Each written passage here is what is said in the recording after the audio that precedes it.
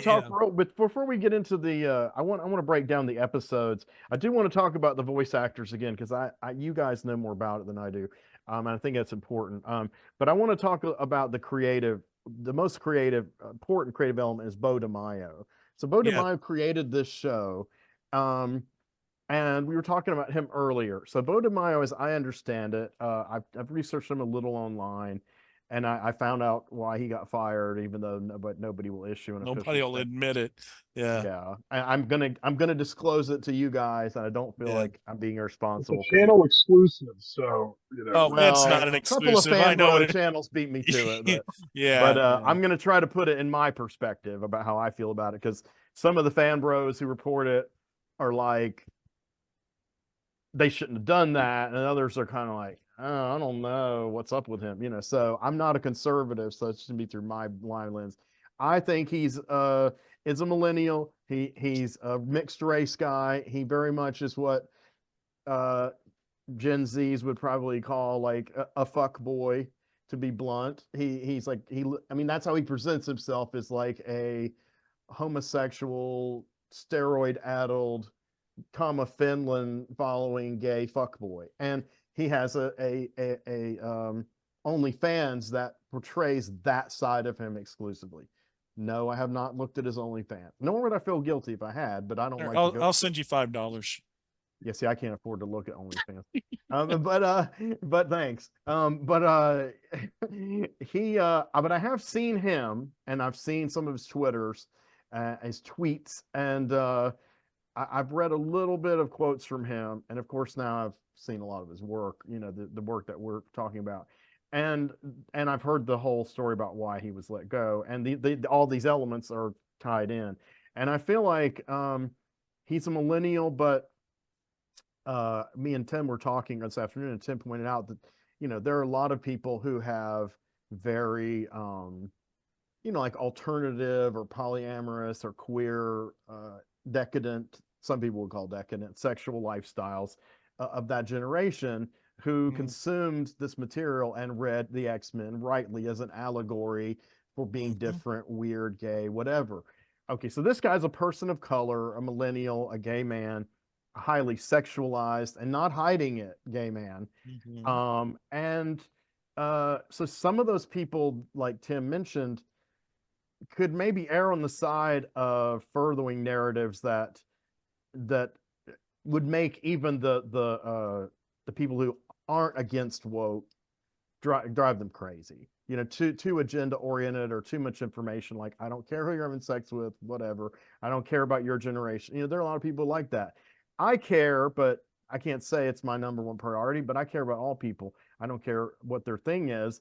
But this guy doesn't seem to have that. His agenda seems to be several things. One is that he wants to be faithful to comics he read I don't know how old he is, but I would wager he was a very tiny child, younger than me, when the Claremont stuff was coming out. Now, I was a tiny child when I read the Roy Thomas stuff. So I remembered it. It was still part of my DNA. So for a guy being tiny and smart, the Claremont Burn stuff was probably like, whoa, and he probably based on his affection for these designs, Dave Cockrum is probably one of his gods of costume designers. He's certainly one of mine. Oh And yeah. Yeah. and there's a lot of Cockrum in this show, and I'm happy to see that. And so the other thing about Bo DiMaio is, so he identifies with the allegory. He grew up with the early stuff. Then obviously he grew up, into the 80s. I mean, into the 90s, and came of age, and especially probably came of age during the movie era. And there's some of that in there, and there's some of the Grant Morrison stuff in there. But Tim said not everybody who is on that wavelength is going to necessarily be able to articulate that stuff. And I'm like, you're right. This guy's a great writer. He's very literate, and he's thought it all through. And he has like I said earlier, he has synthesized Synthesized. all of it within his own mind and reflecting his own experience, the experience of his generation, the experience of America right now. I mean, really, a lot of Zeitgeist is in this show. To be set in '97, it's 2024 all over it. I mean, Yeah. I'm Yeah. not talking about the cosmetic level, but Oh yeah. and, we're risking those treading into Well, crazy I waters. also think, But I mean the political subtexts of it and social if subtext. you look at things this way, like when you look at some of like the corporate media weaponization of nostalgia, whether it's the 80s, the 90s, and you look at how many things, how many pieces of media they're putting out that kind of go into that. And a lot of times it's of two different minds. There's some that say like, oh, well, they shouldn't include these people in them because when I was a kid, they weren't around, is what you'll hear a lot of this fan bros say. Yeah. Please Or elaborate on this. It's a key point. Yeah. or they'll have something that say wasn't really prevalent in the era that they're, putting nostalgia in, say the 90s or whatever. But X-Men 97 manages to do all. In other words, X-Men 97 takes kind of the marginalized people that the fan bros swear to God were not around, in the 80s or in the 90s or whatever it is, and does put them forefront into the story. But you can see in X-Men 97 that in the periphery of them existing is kind of the mainstream 90s culture of that particular point in time, which is kind of what they're Yes. going up against, in some ways, the status quo of that. And that's the thing that I like about the show. That's what I think that he manages. He uses the nostalgia, but he doesn't weaponize it like a lot of Disney nostalgia kind of stuff. Like the Star Wars, for example, do that. I think the newer ones kind of use that nostalgia kind of as a way to manipulate a little bit.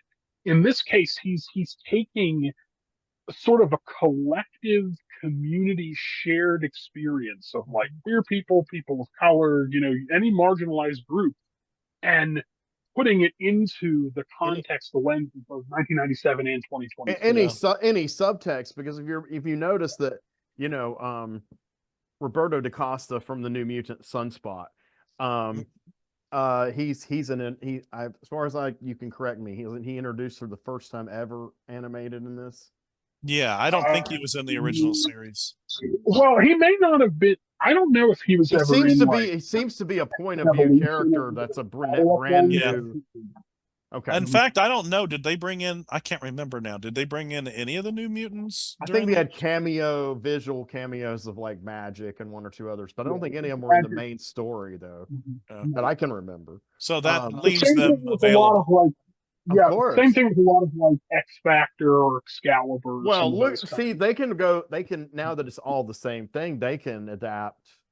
I mean, Yeah. Claremont and Sienkiewicz did some incredible shit on New Mutants. They could adapt that stuff. I mean, they could adapt Peter David's X Factor, which was quite good. They did do a couple of arcs in season 5, I think, that have New Mutant stuff in it. I'm talking about the original X-Men. Okay.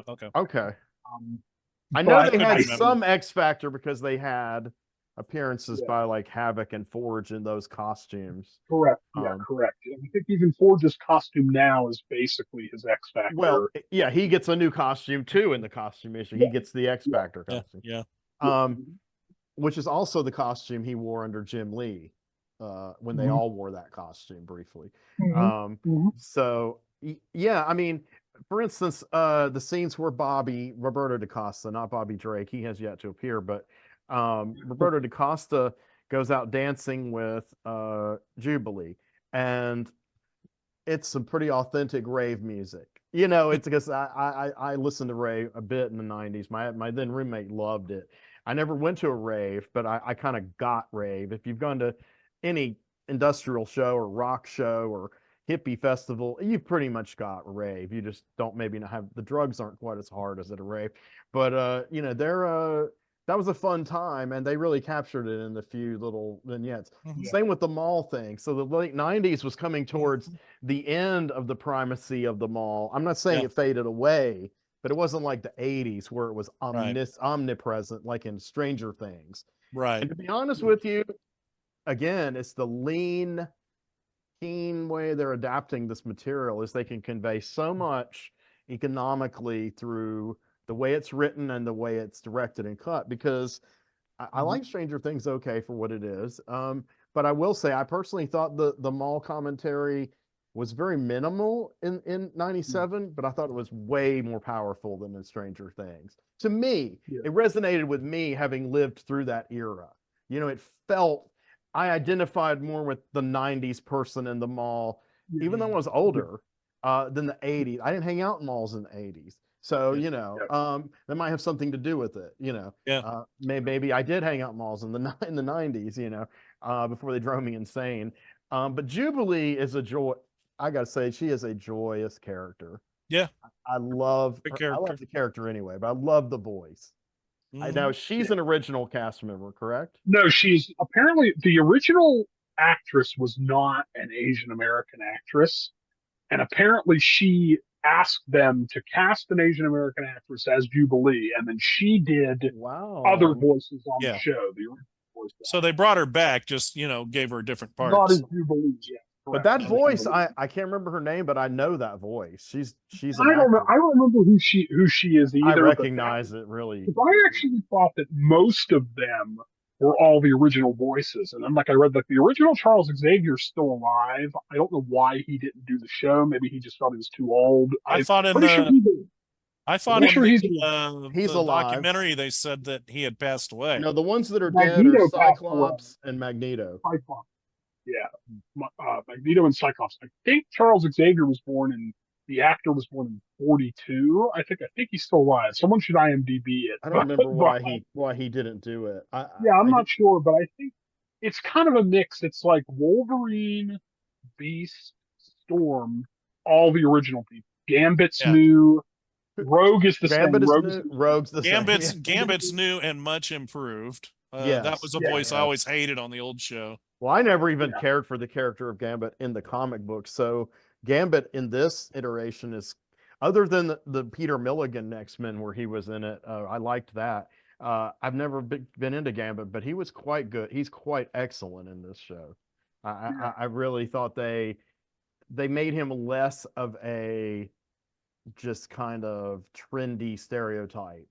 And they really elevated their whole relationship, because I think the relationships under Claremont started out sincerely, but let's face it, over the 90s and partially in the cartoon, it became kind of just a cheesy cliche. Like two beautiful people, think they're cool and they can't touch each other. And they were just so, I don't know. Well, Rogue, I think, has always been cooler than Gambit. But Gambit was one of those, like, everyone loves Gambit. Everybody has a crush on Gambit. And I was just like, they're much cooler X-Men than Gambit. Well, you know what? They did really play on that though with him in the show. I mean, the crop top. They and everything. did.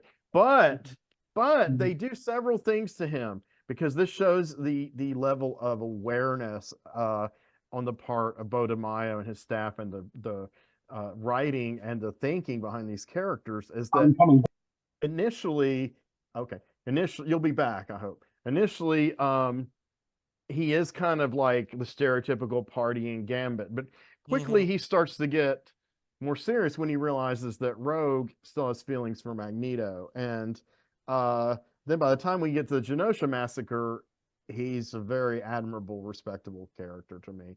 And I thought, yeah. So episode by episode, we don't have to go strict to this. There are a few things I want to say. We pretty much covered the first episode, and I will say I didn't write detailed notes for the second and third. So if you guys anything you say want to say about those, the early development. No. Well, when I got to the fourth one, I watched it and I took more notes. Motendo, so that's another 90s, the video game, the mall, her birthday. And it's pretty funny episode. And I really liked Jubilee's voice. I liked the chemistry between her and Roberto. And some fan bros have, in a good way, commented on this. But I think it's hardly just true of Bobby and Jubilee. But this show has a lot of sex. I mean, the actual acts are off camera, but that's about it.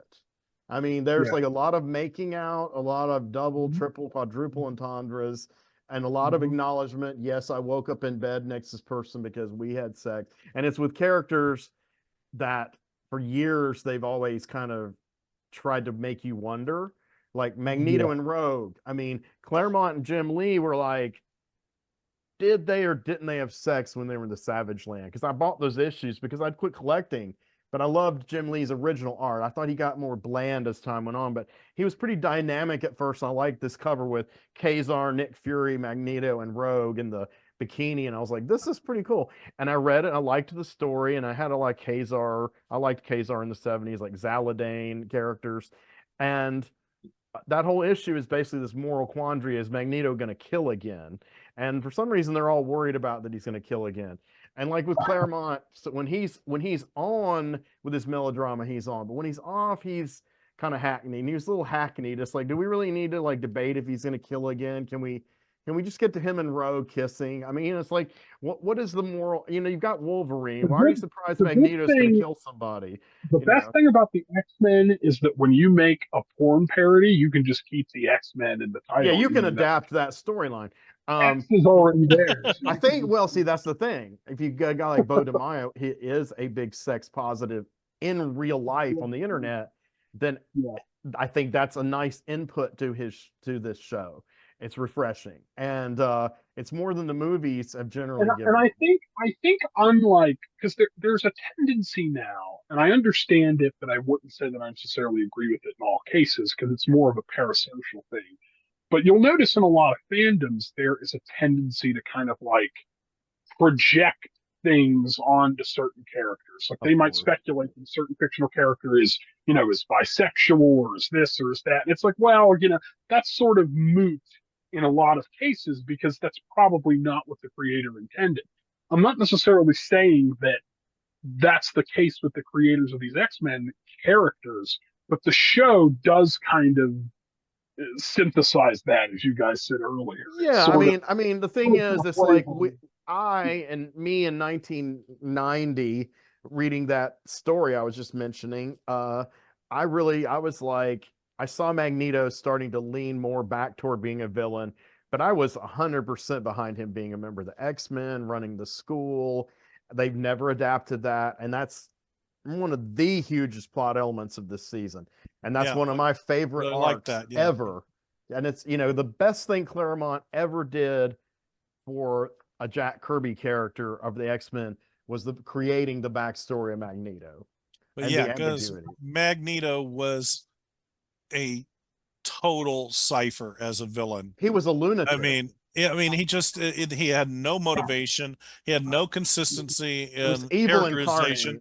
He just was a bad guy. But what's funny is some of. Go ahead, Tim. Sorry. I think, unfortunately, although they keep his origin in there, I think that that's one of the worst things to come out of the Ultimate X-Men is how they portray Magneto, because he's just like psychopathic and crazy. Like I said, I don't even go there. But I'm just saying. I know that's a valid point. Going into the wrong direction. Arguably, as much as I love the comic books, Grant Morrison kind of did Magneto wrong. He did him right, and he did him wrong. He did him right in the sense that he created his most elaborate and interesting scheme ever, and showed him at the peak of his power. But then he also made him kind of crazy again and a little too evil. And it's embedded within the story. Why? First of all, that chick Esme, the telepath that he's fucking, addicts him to this drug that hypes up your mutant powers, but it also starts to expend your sanity. It's this thing called kick that they do like like your thing for asthma. You put it in your nose. Magneto becomes a junkie, and it is humiliating to fans of Magneto to see that. But I was reading it and I was like, Magneto was still saying a lot of the right talking points about his cause, but he was kind of just like, oh well, I'm just going to turn the axis on its side. Fuck you. There was no reasoning with him at all, and I felt like that was a step backward. Not necessarily from the late 90s. He was kind of like that in the late 90s, but it's definitely the biggest step back since Claremont tried to redeem him. And I think that's one reason Marvel retconned out all that stuff, even though they did it so poorly that it made no sense, because Morrison planned it so meticulously with all these visual clues that after you go back and reread it, it's obvious Zorn was indeed the Magneto. It's just Magneto had become totally unhinged. But then they were like, no, he wasn't Magneto. He was, and then they gave Claremont the chance to say, have Magneto appear, and he's like, "What's in that coffin, Charles?" And Charles is like, "Well, I thought it was your body."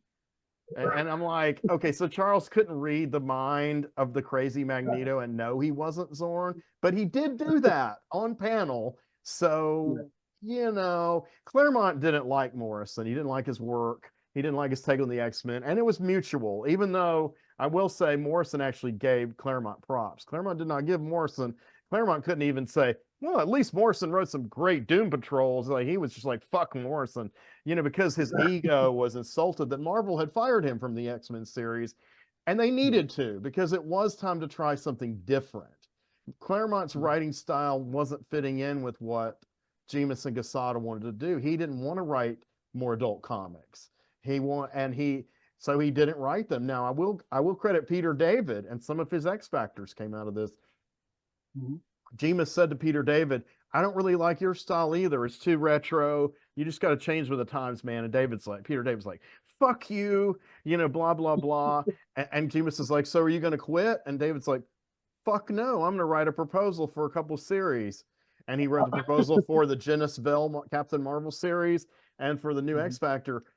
And Jemas is like, "Okay, you can write this shit. Go for it." And I was like, that's what it's about. That's what an editor will do who, you guys can communicate. But when ego gets too much in the way, and I don't expect ego not to be in the way when you've built what Claremont built. And to his credit, he's never been as egotistical as Byrne. And lately he's been kind of chill. Do I think he should write X-Men? I don't care anymore who writes X-Men. I think Claremont's style of writing is passe in comics today. That's just my opinion, or maybe I've gotten older. I love it, but I was also done with it by 1990.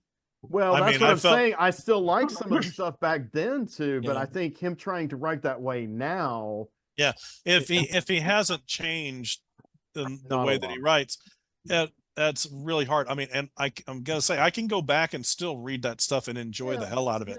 Because I've gone back and reread chunks of it in collections and stuff. And for me, I'm right in there. I enjoy the flow of the words and all that, even though it's dialogue heavy, a little purple prosy and all that, but it flows and it feels good. But yeah, again, by 1990, I was done with that. His style, I was like, Claremont. I mean, there was no evolution in his style, so he was consistently selling, so why change it? I mean, I understand that from a business standpoint. And see, that's the thing is Lobdell nor Nicieza are as good writers as him as far as plotting, but their dialogue was a little more modern, and they were extrapolating on his plots, which were his plots were always his strongest thing. His plots were incredible. Well, I mean, I think he benefited when Byrne was on the book of Byrne's plots, which he's a good plot guy. Byrne is a terrible writer. Though they really did not see eye to eye on that. Yeah, but Byrne is a terrible writer. I mean, I've tried to go back and read some of his, and I get angry reading it's his insulting your intelligence. Yes, it's like he's always trying to teach you something in his dialogue. Claremont was trying to reveal character. Byrne was trying to teach you the right way to think about this or that. Again, you're talking about lived experience. It's the difference between, a writer like Oliver Stone and Quentin Tarantino. Quentin Tarantino is basically his life is watching movies. Oliver Stone went to Vietnam, was an activist. He had a lived experience. John Byrne is just drawing comics in Canada. First, Claremont traveled the world, dated witches. He had all kinds of interesting inputs. Like when he wrote Iron Fist, he did all this research on martial arts. So, I mean, he could draw on a lot, you know. The only reason I criticize the epic adventure thing, it's not that I didn't question his authentic love of it. I just felt like it was one of the weaker inputs. But I do believe it's something he genuinely loved. Because he also grew up on pulps, Well, I also think it's something that, okay, so if you're a person that, say, you only know the X-Men from the original core movies, and you've never read the comics, you've never seen the cartoon, And if you showed them issues of Claremont's X-Men where they go to space and they're fighting aliens and this kind of stuff, they'd be like, "When the hell did this happen?" You know, with Well, the but see, X-Men, this is why in them, but it's also out of left field I too. have an Like, answer. Well, I Yeah, have a but that's why yeah, you've got to build to it. Like, because I discovered the X-Men in the comics in the middle of the Savage Land epic, where they were stranded and they were separated. Half the yeah, X-Men fought, half the other that was X-Men a were great dead. story. Okay, Yeah. it was like a 3 or 4 issue run in the Sauron. Savage Land with Yeah. Sauron and all that. That's where I first picked it up off the newsstand, you know, in the Wow. middle of it, not the beginning, in the middle of it. I had no trouble coming in yeah, not knowing anything No, about these guys, I picked up but the earlier, benefit but yeah. but the benefit of then getting picking up there, which is like around 116 117, somewhere in there. 114 to 116, yeah. Yeah, and following that through to 137, basically in succession. That's how you do it, Tim. It's like you can't just hand them a single issue. You got to give them a storyline. You know, basically hand them the Dark Phoenix saga, which starts out slow and builds to that 137, which is a space epic and all of that. That's how it works, Well, because then they will recognize the X-Men in yeah. at the very beginning of the book. They wouldn't get 137. They'll go, wait, in space, all of that. They wouldn't get that. You got to give Yeah. them the foundation there. Well, you know, I recommended Tim buy the Grant Morrison omnibus. And for me, if there's somebody who liked the movies and is trying to understand what you just mentioned, I would say start with Grant Morrison's run and read the entire run, because he only did 40 issues and it's of a piece. And you know, I would suggest they read Whedon's Astonishing X-Men. I think that would be more, that would appeal more to people who only watch those movies, I think. I well, the think Whedon's Morrison is a bit Astonishing more heady. X-Men is a direct sequel to Morrison's book. You Yeah, know that, well, right? I think it's a little Same more lineup, easy. same themes, I think same. it's a little more accessible. I agree. It is more accessible. Okay. I agree. And that's I why agree I'm with that. saying that. It's like, if I was going to pick something of the more modern X-Men to hand someone Yeah, I could see a that. paperback, I would probably start with Astonishing X-Men. I would start volume there and work back to Morrison. The reason I'm I saying do Morrison, think, because I'm answering Tim's question specifically, Yeah. is how do you deal with those concepts? But Morrison did deal with those concepts, but well, I he also did it think, in a modern lens without I also changing the think, continuity. I You also know, think that the show does that exact same thing too. exactly. I know it Yeah. does. And I absolutely. think that because you can see some of those, you know, elements of X-Men mythology that might be, I mean, that we understand, but might be a little bit muddled. And the Mhm. fact that they can encompass that into, you know, 8 or 10 episodes of half-hour, you know, animation, and all of it makes sense and have through lines and everything, you know, connects to each other, and even the soap opera threads and elements are not overblown. They actually feel very soap opera at its best, which More actually is Yes. very Yeah. human, you know, and humanistic and that They're sort of character thing. based. Like Yeah, that correct. episode in space with Charles and Lalandra was one of Yeah. my favorite episodes of the run, you know, in 97, that one. You And know what's funny that's a is, situation like that where yeah. if you're not familiar with any of that side of the X-Men, that's Mhm. going to be like, wait, what's going on? But they did it so deftly that I think you They figure it did. out and you're just on board with it, you know? I wanted to say, and this is like, I'm going to keep going through the episodes because we're about halfway through the series, but also some adaptations, because we've been talking about ones that they didn't get around to in the 90s, even some real classic ones.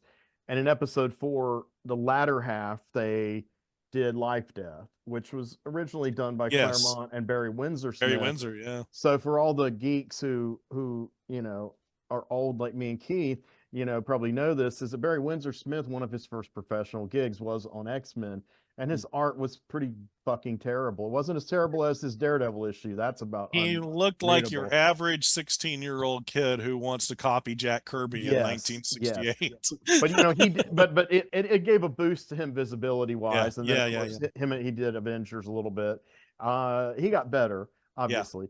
And so he had quit Marvel, he had quit all mainstream comics and become a pre-Raphaelite fantasy illustrator, you Right. know, next level shit for years, Oh like yeah, his 20 line work is years. incredible. And then he did Life Death. Now I think he may have done that Marvel fanfare with the Thing first, for Marvel because it was like a fill-in kind of thing. Didn't I'm he not do sure. I think he did the Machine Man where he inked over Herb Trimpe's I think layouts that did before that come that. before the X? You might be right. He Pretty sure. segued into it. Yeah, X-Men he was came his in. first full issue where he Mhm. penciled and inked Or he everything. did pencils too. A full issue, Mhm. and Yeah. it was gorgeous. And I always thought And that it. brought me back. Was Life Death Part 2 I brought me understand. back to pick up. I was deep into X-Men when that came out Yeah. anyway, and I loved Smith, and I was like, and I like I said, I had some issues with Storm, but I thought that story really went away to humanizing her because I didn't think Storm would ever have a boyfriend. She just Yeah. seemed like a little too haughty and unapproachable. You know, all these men fell in love with her, but she never reciprocated. What they did in this series, though, adapting that, incredible. Incredible It was work. incredible. And Yeah. because not only did it capture what those two creators were going for, but it made it even more warm and human. And and it also authentic on all these levels. The Native American stuff, the magic stuff, even the food they were eating, the aloe vera plant. I mean, it was like really well fucking written shit. And they even used the concept, the adversary that I thought was a shitty villain in the comics, but they made it into so something. good. Yeah, so good. you know, and they really while still adapting the story, that's just Shakir was more of a psychological, like her facing her inner demons, you know, Right. kind of thing, which has been And done a million times, but it's and done watching well. that done so well is partly why I'm hoping that they will adapt the a New Mutants storyline so they can maybe do the Demon Bear justice in animation. I wish they do would Demon love Bear. that. I wish they do Legion. Yeah. A pet favorite of mine, which they probably won't do, but the two-parter where it's mostly talk, very little action, where Cloak and Dagger believe they're mutants. That's some of Sienkiewicz's best superhero art, and it's some of Claremont's most, you know, 3 pages of his art with Xavier and the now stuttering, insecure Tyrone, no longer Cloak, talking about being different and being a mutant. So I was like, why doesn't Claremont write this deep on the regular title? You know? Yeah. And maybe it was the influence of Sienkiewicz, you know, bringing that Yeah, out it was a because perfect storm. I think Claremont feeds off that his collaborator a lot like that, you know, and and I think that's again why, yeah, his stuff with Cockrum was really good, but very different than his stuff with Byrne, which was very different than that, which is very different than Sienkiewicz. Same writer, same kind of voice, but very different in approach, you know. Yeah, I think with Sienkiewicz, he learned to be a little bit more concise and let more of the pictures tell the story. Yeah. And then when he wasn't concise, he was a lot more clever and less cliched in the way he parlayed the psychology. And I really like it. Tim? But think of how amazing it is, like when you guys are talking about Life Death and how they adapted that into the show. And if you broke down we're pretty amazing panelists. That's true.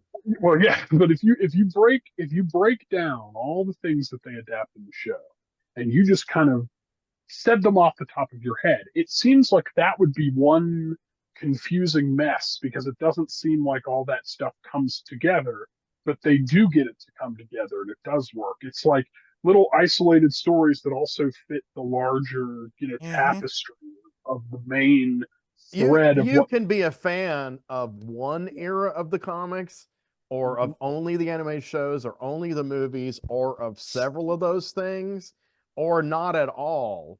And I think you're going to get something out of it. And that's why I think it has a broad appeal. I think that's why, and that's what I wrote in the group was why I think it's a hit. It's not just because critics liked it and it, you know, Disney got a lot of subscriptions, but it's an artistic success. Yeah. It's way smarter than it has any right to be. Insanely smart. It's a kid's cartoon. So, well, it's not a kid's cartoon anymore. Well, you know what I mean. Yeah, it's to be marketed as a kid's cartoon, you know. Yeah, and it's very literate and it's incredibly literate. And the way it's directed with the voice actors and the animation, the stuff that is very melodramatic doesn't come off as corny like some of Claremont's stuff, and occasionally some of the cartoons did. I'm not saying either of them did it all the time. Occasionally those sources came off to me corny and still do. I don't feel that. I don't feel that in this presentation. Like when the characters speak, I think each person is, to borrow a millennial / Gen Z philosophical turn of phrase. Each person is speaking their truth, and it's authentic within the voice of that character. Yeah. And that's great writing. That's great characterization. So with Characterization is what's kept most of us hardcore people into this kind of material for most of our lives, really. So And speaking of authenticity and characterization, if this is something that you're going to cover later, I do want to bring this up because this is an important thing that I wanted to talk about, which is kind of, I mean, it's not super important to X-Men 97, but I think to a certain extent it is. And that is the depiction of Captain America. Now, before you do that, that was good. Yes. Well, before we do that, can we do the Genosha Massacre episode? Cool. Because that's kind of the turning point, and that leads directly into that. Cool. Yeah, go ahead. Rogue has this huge arc in the series. Go ahead, yeah. So remember it, episode 5. One of my top 2 or 3 episodes, I would say. At the time I saw it, it was my favorite one. I was like, this is just kind of breathtaking because it ties, episode 4, they adapt another late 80s favorite, The Trial of Magneto, where he goes before the UN and has to answer for his terrorist activities. Now, one thing they've changed, I don't remember how she was in the old show, the old cartoon, but one thing they've definitely changed from the comic books is Val Cooper was never a sympathetic character under Claremont. Later writers made her, but under Claremont, she was just a monster of your federal government bureaucracy gone mad. And in this one, she's sympathetic to mutants. That was a huge surprise, but I'll just chalk it up to an evolution of the character, a valid take on the character. But she still wants to possibly see Magneto prosecuted. She's like, I'm down with mutants now, but I don't want this guy leading them. So they do that, and then, of course, all hell breaks loose. Now, instead of the villains that broke it up in the comic books, which that was a very poorly chosen set of ideas for Claremont, let's just put it frankly, they improved it. They brought the Executioner from a later storyline and had him be related in with the Friends of Humanity, and they tied things tighter together. And the Executioner, plus, he looks really cool. And so when Magneto saves all of them, then they're like, well, okay.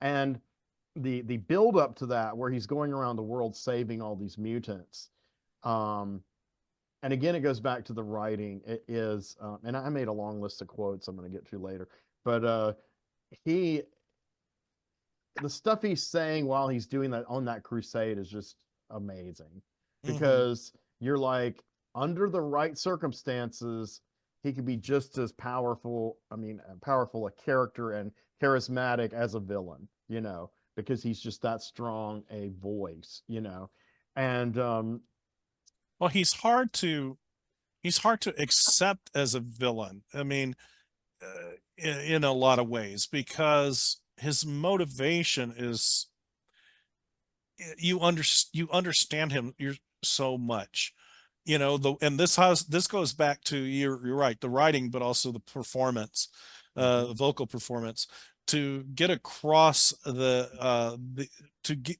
make him so compassionate of a character from the viewer's standpoint, that we are so empathetic towards why he feels the way he does. That dialogue serves that purpose. It brings his inner self out to us, so that he's not really just, it's really hard for me to say he's a villain. That's the thing. I mean, the lines he between fills the antagonist role, but it's really hard for me to call Magneto in X-Men 97 a villain. He's a lot more like characters in my story, Flicker Street, who really, villain and hero are absolute in certain ways, but not down to those kind of philosophical levels. I mean, I just really, I think of him as antagonist. Yeah, I think of him more as he is the antagonist, Sometimes he's the protagonist. And sometimes he's the protagonist, exactly. And humanity's the antagonist in that role. And so I feel like when we're talking heroes and villains, we're talking, good and bad and right and wrong, and that's the beautiful gray of the X-Men 97 and the X-Men very concept. Subjective. Yeah, it's like, is this? I mean, in the original X-Men comic books in the 60s, sure, in 70s, X-Men, the X-Men are the heroes, the Brotherhood of Evil Mutants, they're evil, they're the villains. Not anymore. It's just not how that is. And X-Men 97 really captures that. Yeah, and Claremont started that. Once you got it to where he establishes that Wolverine is an unrepentant killer and that Magneto was in the concentration camps, then all of a sudden what you think of is flipped around. It's not about what's right and wrong. It's just it's about just the choices that you make in the moment, the best choices you can make. That was something that frustrated me, and I don't necessarily want to go on this tangent, but just from talking about Magneto's characterization, one of the things that frustrated me about the way they depicted him, like when Michael Fassbender played him, was that for plot convenience, they tended to have him make the absolute worst possible decisions imaginable. In the sense that I'm not at all a fan of the writing or performance of that Magneto. Well, no, I know that. And I'm not saying Fassbender's not a good actor, but he's just not Magneto. He didn't look like Magneto. He didn't act like Magneto. He had the same power. What I'm saying is, like, they would do things in those movies where they would have Magneto go through a certain amount of growth, and then they would decide at the last minute, but he has all this rage, so now he's just going to make a bad decision, and that was when I felt that they didn't portray him authentically, because I know it's not a popular view among fan bros, because last time I checked the discourse, First Class is still considered by fan bros to be the very best live action X-Men movie, and I call total bullshit on that. I think it was all downhill after that, because they didn't need to fix anything. It wasn't broken. There was no need to take these three characters, Mystique, Xavier, and Magneto, and cast three actors who looked and acted nothing like the comic books or the first three movies. They only just had the same powers. They pandered to the actors rather than have the actors inhabit the characters, and I've never liked that. I don't think that's how movies should be written and directed. The actors are there as your tools to bring your story to life. You're when you have to tiptoe around Jennifer Lawrence because she's rich, or when you even tiptoe around James McAvoy, who to me is a fairly pedestrian actor. It's kind of like Fassbender's kind of, he's done good, he's done bad, but I mean, it's like there was no soul of the X-Men left. I mean, Days of Future Past only works because Hugh Jackman's the star. I mean, and our nostalgia for what we see of the original cast. Oh yeah. But they don't even really try to logically reconcile James McAvoy Xavier with Charles, except to tell you, they're the same person. They're talking to each other. Now, they look nothing alike, they act nothing alike. Sure, it's been 50 years, but there's like nothing in common at all between them. But we're supposed to just take your sure, man. And it's like, I'm not willing. I don't have that kind of power of disbelief. I mean, I do think that was McAvoy's greatest acting of this many movies I've seen. Was in that movie. They kind of doubled down too, because they made First Class seem to be that it wasn't them as those characters, and then Days of Future Past, they're like, oh no, actually, this is the younger version of Ian McKellen. This is the younger version of Patrick Stewart. But then they doubled down again after the timeline shift and made it clear that they preferred the First Class as the canonical group, which I thought was like, well, then why do you keep putting Hugh Jackman in the movies, you hypocrites? You want to have your cake and eat it too, But that's what I think. Like, what's really interesting to me is I feel like when there's some fans that think some fair and some unfair have said, the movies haven't given certain characters their just due. If that's how they feel, the show definitely makes up for that, especially somebody like Cyclops, or something like that, where he's an active part of what's going on, throughout the story. And with Cyclops, it's not that they didn't write him well in the movies; it's just that they underutilized him as far as screen time and. I mean, when he was on the screen, he was pretty fucking accurate. When they just decided, we don't care about him at all, and just got rid of him. I mean, that for X-Men fan that was a big deal. But it's refreshing. It's refreshing that he gets the spotlight that he does in X-Men '97. I've always liked that character, and so I think it's nice to see him I told Henry earlier, I said I'm always rooting for Cyclops, and Yeah. they were able to fulfill that and What make I him. always come back to with Cyclops, or it did for many years until X Factor, the original X Factor screwed his characterization up for years before, they had to get him on track, and at least Claremont tried to rationalize it by saying Cyclops is a zealot. He's never going to accept Magneto in the X-Men. So he says, fuck the X-Men, which the rest of the X-Men are like, why is Cyclops being such a prick? They accepted Rogue and Wolverine, and he was a prick, but most of that was Jim Shooter editorial decision. Shooter wanted to bring back the original team, even though they Right. never sold before on the five Right. of them. And he was going to go ahead and kill off all the Defenders except them. And he was going to go and bring Jean Grey back against all wisdom. And Byrne was kind of his like point man because Claremont didn't want to be part of it. And then they started a new book in which neither Claremont nor Byrne were involved. And frankly, I thought it was excrement. And it was until well, I mean, Walt Simonson started drawing it early on. The art improved, but Louise Jones never had those characters. And it wasn't. You're doing some deep cuts there. Excrement is a little known X-Men sub team. Yes. Yeah, Yeah. the EX, Yeah. the big X. Yeah. Yeah. Yeah. Yeah. The other thing is see, I got on that tangent. Tell me where I was. It happens to all of us. True, it does, but the clock is ticking. What I felt about Cyclops was my big thing with Cyclops was I saw him think Jean was dead the first time, and then he gets with Colleen Wing briefly. Yeah. And I like the way they wrote that. And then he goes through the thing with Jean, but the clincher is number 138, the funeral, which is all inside his mind, looking at the history of the X-Men. And along the way, he'll say what's happened, and they'll have the Byrne art and collages. But the kind of running inner monologue is like, we kept making mistakes, we never slowed down, and part of it is part of it is the comment that Claremont's commenting on the way Byrne did his stories, because he has said that in interviews during that period that Byrne kept writing stuff that Claremont never wanted to do, and he wouldn't slow down, so he didn't have room to do the Marvel method and put in all his stuff. And so after Byrne left, he suddenly was able to have artists that were like, okay, Chris, cool, but Scott's kind of meta commenting, and he's like, we never stopped fighting, we never slowed down to do me and Jean, and it's like all these regrets. And then he's like, I hurt more than any human should hurt. And I was like, oh, this is so tormenting and tragic. I loved it.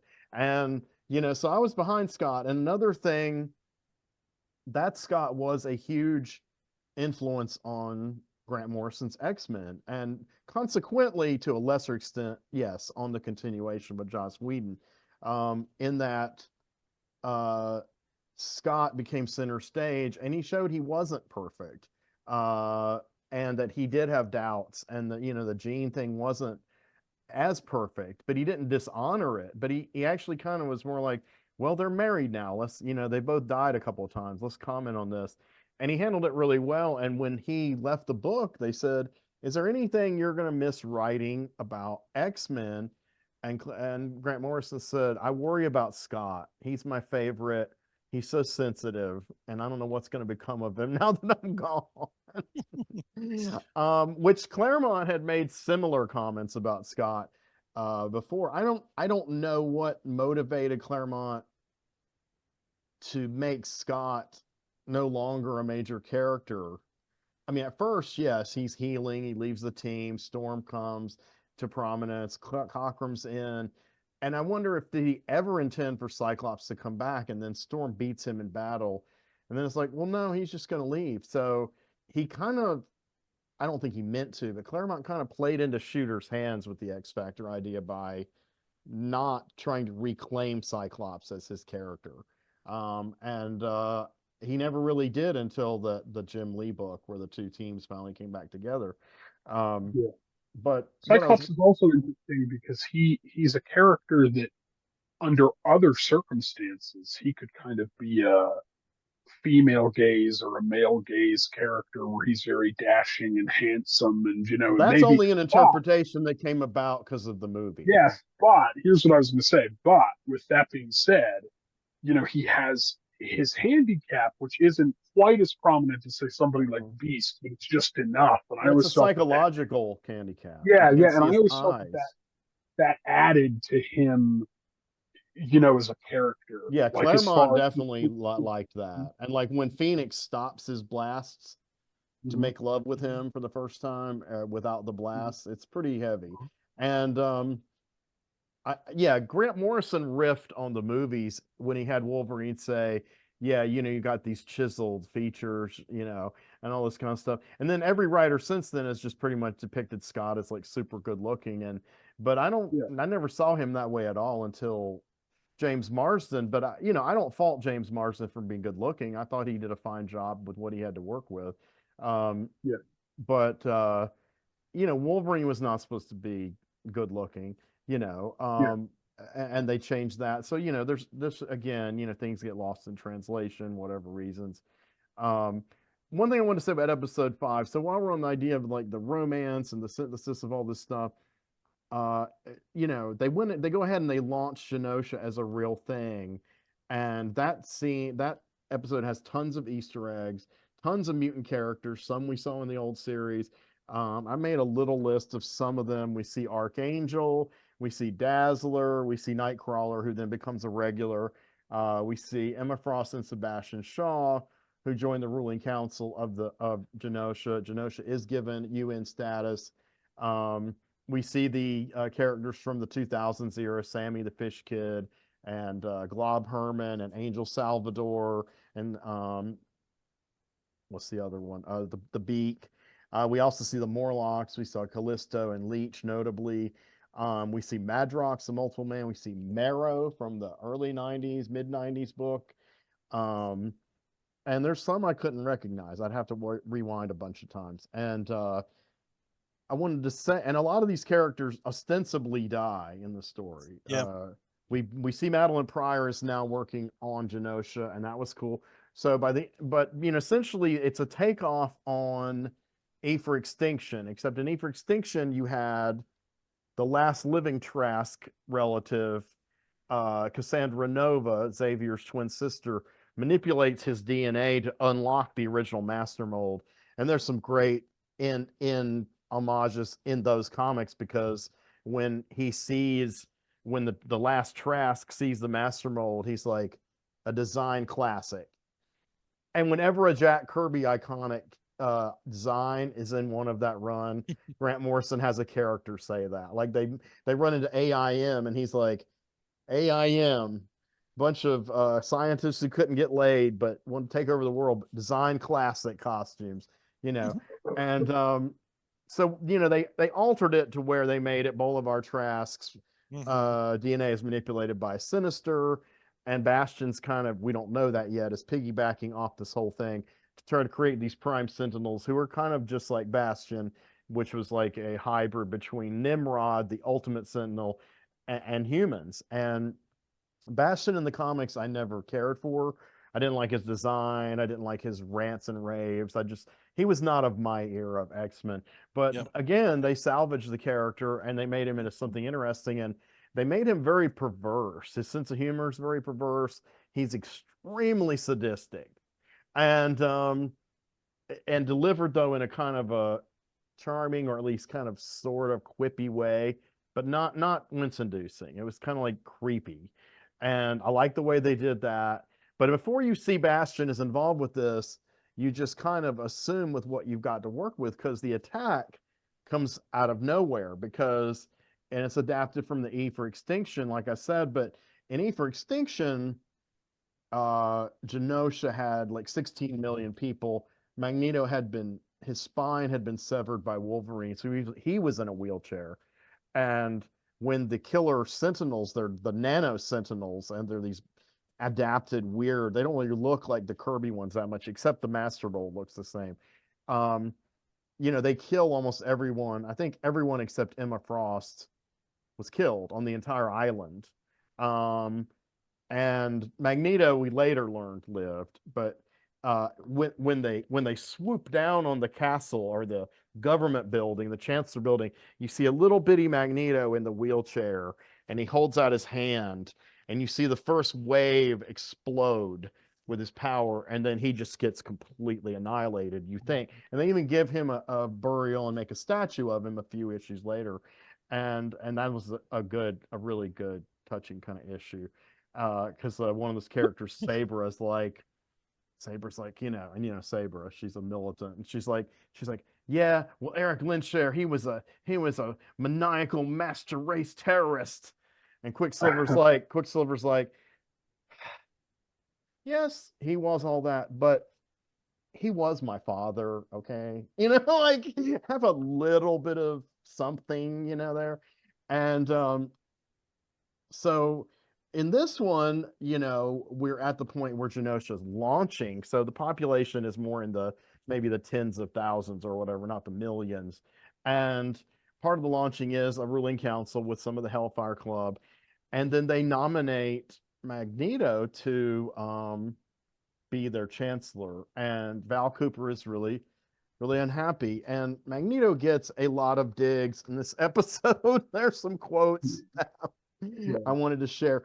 They have a mutant ball, and it's like a rave / ball. Yeah. And can I just say, speaking of the digs of Magneto, one of my all-time favorite things is just how much Wolverine absolutely hates Magneto. No matter what Magneto does, he just really dislikes hates him but in episode 9, Magneto checkmates him, both in his quip and in his action. Well, Magneto's smarter than Logan. he is. Yeah, but it just makes me laugh because it's like Wolverine really fucking hates him. Yeah, he does. Yeah, he does. I really hate He's the one guy. who put the most digs into it, during the whole thing. I'm like, oh my god. There's a good quote for that. We'll get to that. But so Magneto, one thing is, they say to him, Val Cooper says it's not every, she's like, the UN, Magneto says, I understand some people and the UN find the appointment of myself as chancellor to be distasteful.